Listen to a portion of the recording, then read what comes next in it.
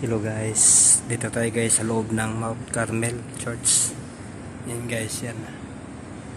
Yan ang Mount Carmel ito sa loob. So, kaunti pa yung tao dito guys kasi 2:30 pa mag-umpisa yung mass, no? So, yan.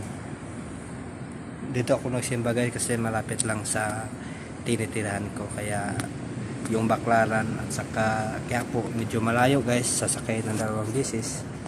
So dito, pwede rin lakaran kasi napakalapit lang. Yan po guys, si Jesus Christ. Yan. Ayan.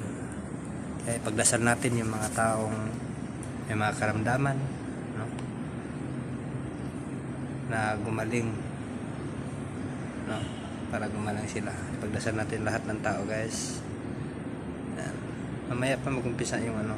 Dito lang ako sa dulo mo po kasi inuubo ako guys, no? So may sakit tayo, inuubo tayo, kaya dito lang tayo sa malayo pag mag-umpisa na yung ano. So ayan guys, ang Mount Carmel Church. Yes. Si Jesus Christ. So sa mga hindi pa nakasimba dyan po, no? Magsimba na kayo. Kailangan natin magsimba every Sunday guys. Yan. Para tayo lagi panalangin ng Panginoong Hesus Kristo guys. So yan lang po. Hintay ako ng misa guys. Bye bye guys. Thank you for watching.